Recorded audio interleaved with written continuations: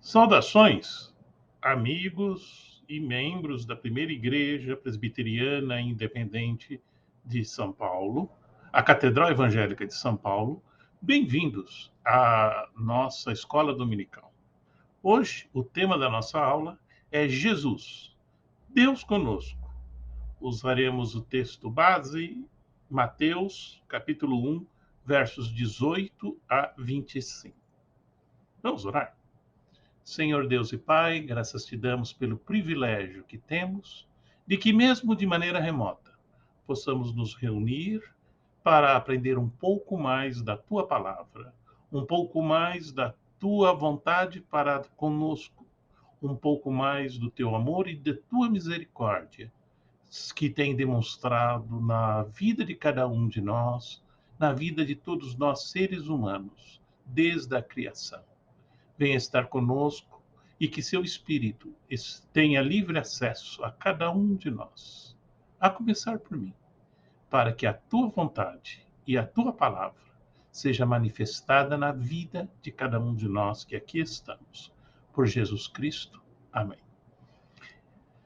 Meus irmãos e amigos, o texto base nosso, que eu vou dar uma lida e eu sugiro que os irmãos acompanhem suas Bíblias, Mateus 1, 18 a 25, assim diz: Ora, o nascimento de Jesus Cristo foi assim, estando Maria, sua mãe, desposada com José, sem que tivessem antes coabitado, achou-se grávida pelo Espírito. Mas José, seu esposo, sendo justo e não querendo infamar, resolveu deixá-la secretamente. Enquanto ponderava nessas coisas, eis que apareceu em sonho um anjo do Senhor dizendo: José, filho de Davi, não temas receber Maria, tua mulher, porque o que nela foi gerado é do Espírito Santo. Ela dará à luz um filho e lhe porás o nome de Jesus, porque ele salvará o seu povo do pecado deles.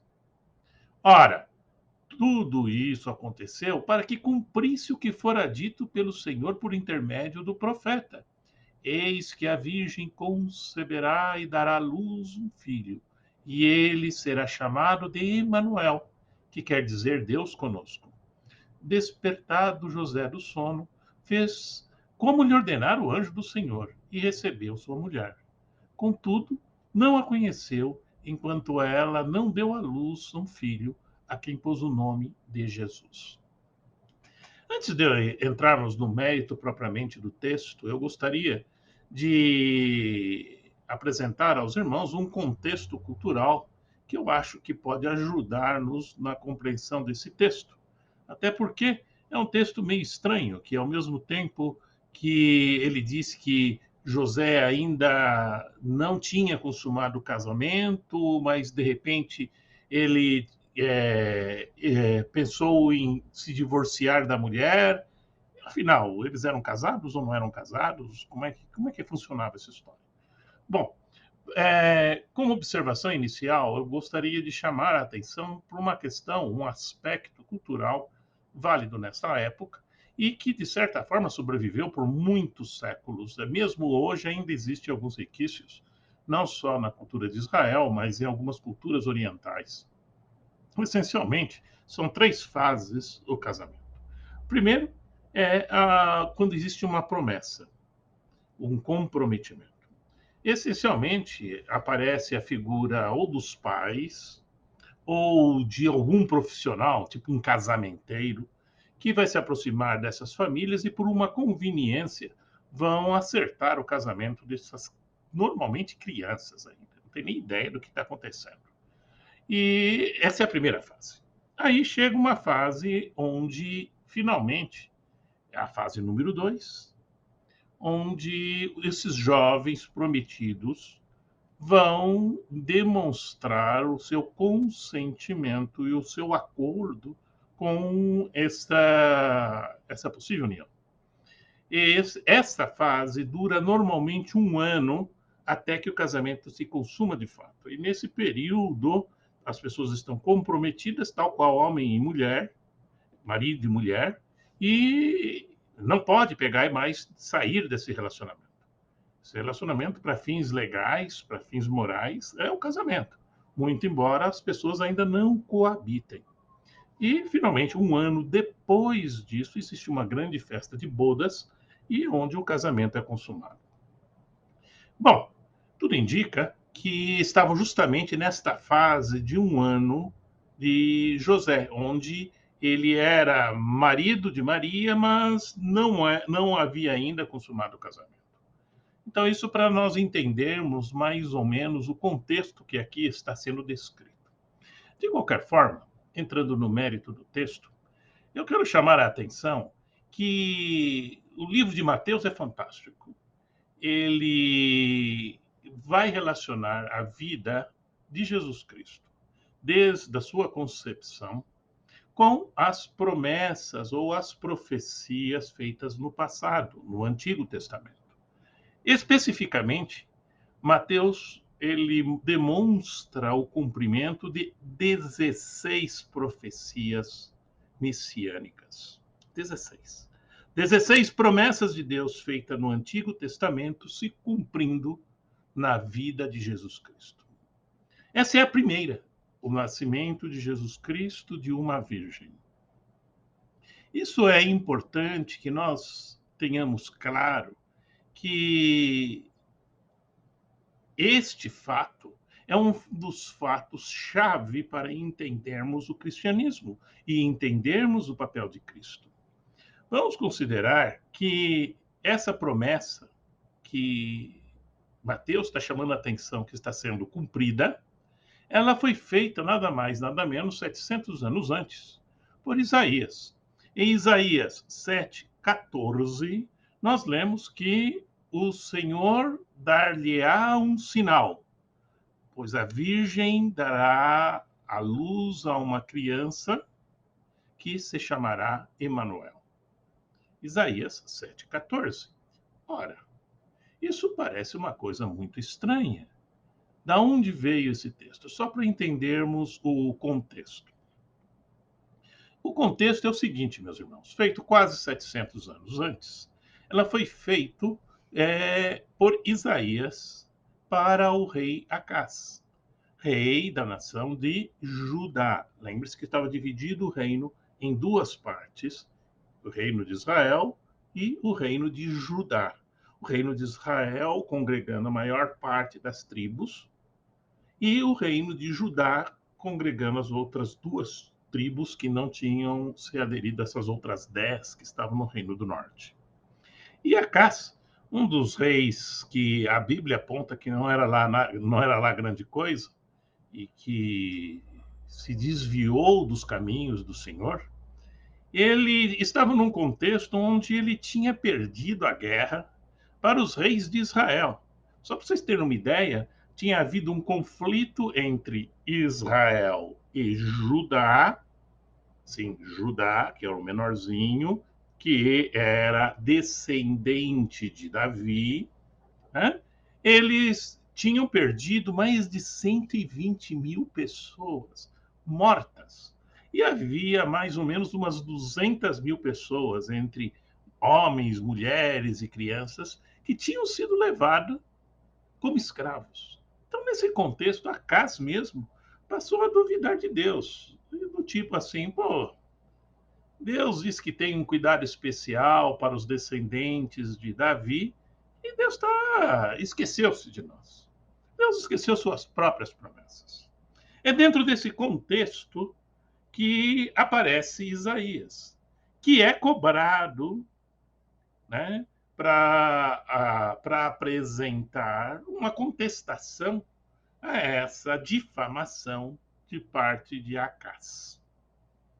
Então, é, Isaías oferece um sinal. Então, ok, vamos providenciar um sinal. Eu não quero nem saber de sinal. Mas mesmo assim, Isaías insiste e faz sua primeira profecia messiânica apontada aqui no livro de Mateus, que está justamente esse texto de Isaías 7,14, onde o profeta fala para Acás: você vai ter um sinal. Nós vamos ter um sinal. O sinal será este: a virgem conceberá um menino que será chamado Emanuel, Deus conosco. Bom, então fica bastante claro que esta é um dos sinais que está sendo cumprido nesse texto que nós lemos em Mateus, feito 700 anos depois da profecia que Isaías explicitamente faz. Todavia, eu gosto de ir mais além no texto e lembrar que alguns milhares de anos antes, Deus já tinha feito essa promessa. Se os irmãos lerem nas suas Bíblias em Gênesis 3,15, nós vamos encontrar a primeira promessa de um Salvador, que ele diz que justamente de uma mulher nascerá aquele que esmagará a cabeça da serpente. Que esmagará justamente aquele que levou o ser humano à queda, o inimigo. Então, na realidade, nós vemos um contínuo do plano de Deus. Não é algo espúrio, não são eventos acontecendo ao acaso, mas são todos eventos devidamente planejados e anunciados previamente por Deus. Pessoalmente, essa série de eventos são, para mim, uma das coisas mais maravilhosas das Escrituras. Mais maravilhosas de longe. Quando em minha infância e adolescência, eu passei por aquela fase que quase todo mundo passa de contestador, uma das minhas contestações era justamente sobre a veracidade da palavra de Deus, explícita na Bíblia. Será a Bíblia verdadeira? Será esse Deus pregado um Deus confiável? E justamente essas séries de profecias foram um dos elementos chaves para o meu entendimento de quem é Deus e no reforço da minha fé. Por quê? Eu vejo coisas anunciadas 700 anos antes e sendo cumpridas depois. Isso, meus irmãos, ser humano nenhum consegue fazer. É óbvio que existe algo sobrenatural nesse tipo de fato. Mais que isso, não é só uma vez, uma, duas, três, dezenas de vezes nós vemos promessas de Deus sendo feitas e depois de um certo tempo, às vezes dias, às vezes anos, às vezes séculos, essas mesmas promessas sendo cumpridas. Isso gera o reforço na nossa fé de que as promessas feitas por este mesmo Deus para mim serão cumpridas. Sempre cumpriram no passado. Por que deixariam de ser cumpridas? Então, o aspecto profético deste evento é fantástico e fundamental para reforço da nossa própria fé. Mas eu gostaria de concentrar no nosso breve estudo o fato chave desta lição, que é justamente o fato de Jesus Cristo ter sido concebido de uma virgem. Então, isso é um fato importante para nós, que muita gente que ataca o cristianismo contesta, dizendo que isso é impossível, que isso é besteira, que isso não pode ter acontecido, etc, etc. Óbvio, ele é impossível sim de acontecer, meus irmãos, pela natureza das coisas. É impossível de acontecer de uma maneira natural. E é justamente esse o nosso argumento. E é justamente isso, porque isso é um sinal de Deus. Ele é sobrenatural. Porque se fosse natural, que sinal seria disso? Uma jovem ficar grávida? Quantas milhares e milhares de jovens ficam grávidas a cada dia? Isso não seria um sinal. Portanto, o nascimento de uma virgem de Jesus Cristo é um ponto muito importante dentro do cristianismo e um ponto muito importante no fortalecimento e no estabelecimento da nossa própria fé. Eu acho um ponto igualmente importante que no livro de Mateus, como eu disse, ele vai falar de não apenas o cumprimento de uma profecia, mas literalmente ele vai levantar 16 profecias sendo cumpridas na vida de Jesus Cristo. Esse é o primeiro desta série. E, por isso, ele reveste de uma importância muito grande para nós, porque ele é a base para a discussão dos outros sinais que nós eventualmente estudaremos neste livro. Deus tem sido sempre o Immanuel. Essa é uma das coisas interessantes. Nós vimos que literalmente 700 anos antes de Cristo, nós temos o profeta Isaías prometendo Deus conosco através desse nascimento virginal. Deus conosco, ou Immanuel, 700 anos antes. Mas, meus irmãos, esse Deus conosco, ele sempre esteve presente. Ora, era Deus que estava caminhando com Adão e Eva no jardim do paraíso. Era Deus que caminhou com Enoque. Era Deus que fechou a arca para Noé. Era Deus que estava com Abraão, que estava com Moisés, que estava com Josué. Deus conosco é algo constante no plano de Deus. A diferença é que, neste caso, nós temos Deus conosco em forma humana. Esse é o grande fato desse nascimento de Jesus Cristo de uma virgem. Que nós continuamos com Deus conosco. Não é que Deus conosco nunca existiu, muito pelo contrário. Isso faz parte da natureza do relacionamento que Deus quer conosco.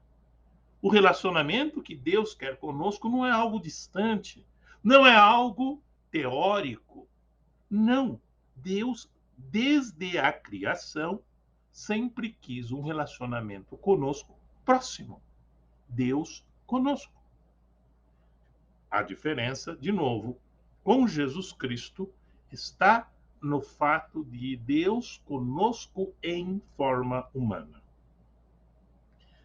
Uma coisa a mais que nós deveremos considerar é que este nascimento miraculoso, ele mostra o poder de Deus dentro da natureza para quebrar a ordem da natureza criada pelo próprio Deus.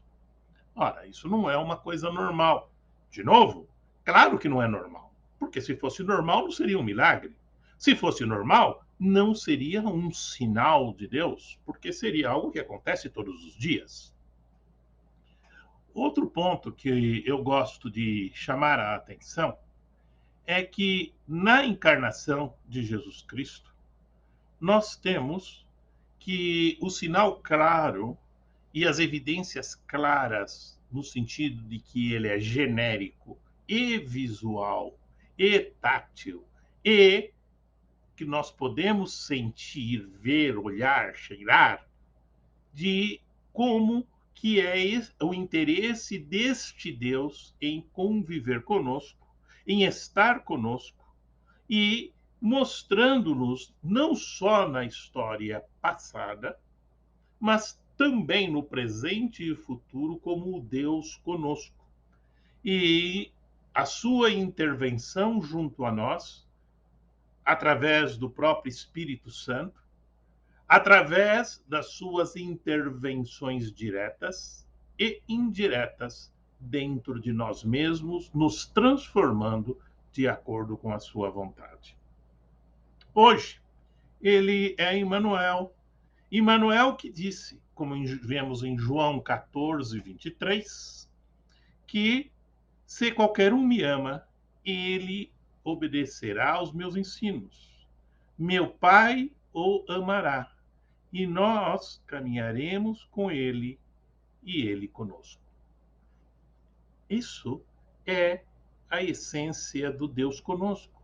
Essa é a essência do Emmanuel, reforçado através deste nascimento de Jesus Cristo na forma humana.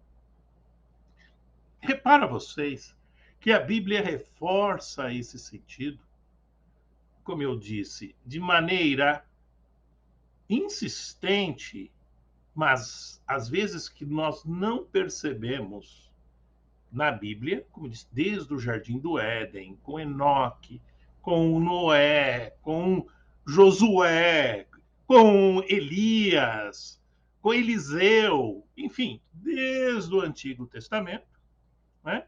Às vezes a gente não vê isso de maneira clara, mas com Deus conosco, ele veio aqui mais do que se revelar como o verdadeiro Deus e aquele responsável pelos resgates de nossos pecados.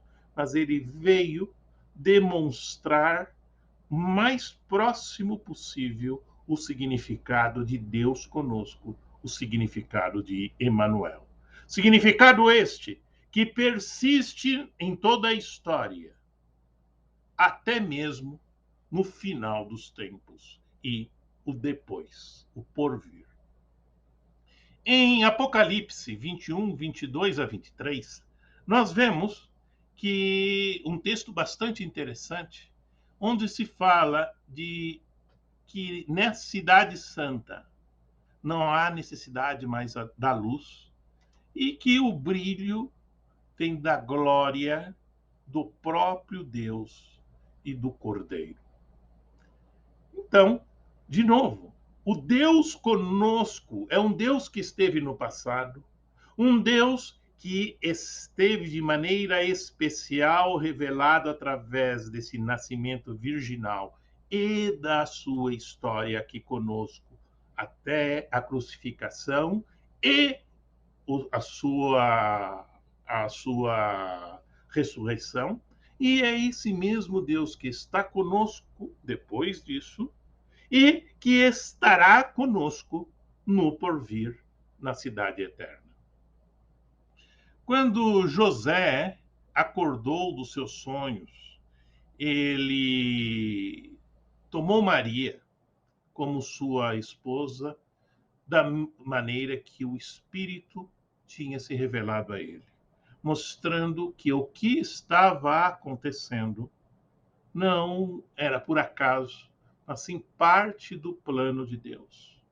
E José aceitou essa vontade de Deus e se predispôs a cumprir esta vontade de Deus, seguindo com a orientação do Espírito de tomar a Maria como sua própria esposa. O que faz um mundo diferente, meus irmãos? O que faz a real diferença no ser humano? O que torna o ser humano de acordo com a vontade de Deus ou longe da vontade de Deus é justamente o caminhar com Deus. É justamente estar com Deus. O pecado, meus irmãos, o que é o pecado? O pecado não é simplesmente uma listinha onde você, olha, fazer isso é pecado, fazer aquilo é pecado, fazer aquilo é pecado. Não, não é isso. Pecado é o afastamento de Deus. É não aceitar esse Deus conosco. Isso é o pecado. O pecado é não aceitar o Emmanuel. É não aceitar o Emmanuel conosco. E tudo aquilo que nós vemos, mas virou um homicida, virou um mentiroso, virou, enfim, qualquer, enumere o que nós conhecemos como um pecado. É consequência desse afastamento do Senhor.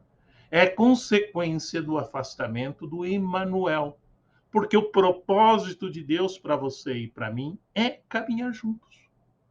E toda vez que nós não aceitamos a caminhar juntos com este Deus que se propôs a vir na terra, morrer por nossos pecados e continuar conosco para sempre, agora e no porvir, cada vez que nós negamos isso, cada vez que nós nos afastamos disso, nós estamos em pecado. Finalmente, eu gostaria de considerar algumas coisas com os irmãos que são muito relevantes quando nós falamos do nosso relacionamento com Deus. Vejam vocês, nós vimos claramente que Emmanuel, Deus conosco, muito embora se trata de, de uma profecia feita 700 anos antes do nascimento de Jesus Cristo, sendo cumprida através de Maria, no texto que nós acabamos de ler, que é o objeto dessa nossa aula de hoje, isso não é um conceito novo. Deus conosco faz parte do plano de Deus desde antes da criação. Nós vemos Deus conosco desde Adão e Eva, passando por todos os heróis da fé. Vemos Deus conosco se manifestando no nascimento, morte e ressurreição de Jesus Cristo. Vemos Deus conosco depois do Pentecostes, através do Espírito Santo, Deus habitando em nós.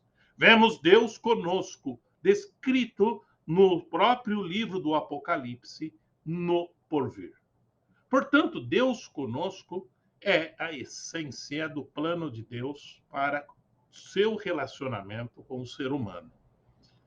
E nós somos simplesmente a questionado se nós temos Deus conosco. Se aqui ao meu lado, se aqui no meu coração, Deus está presente. Porque Deus pagou um alto custo por nós. Deus veio à Terra para morrer por nós e desta forma estar conosco. Deus conosco. Que Deus tenha misericórdia de nós, que nós entendamos o seu propósito nas nossas vidas. Senhor Deus e Pai, obrigado. Obrigado por ser o nosso Deus. Obrigado por estar conosco. Que os nossos olhos e os nossos corações se abram para entender este seu plano, aceitá-lo e estar contigo, ó Pai. Por Jesus. Amém.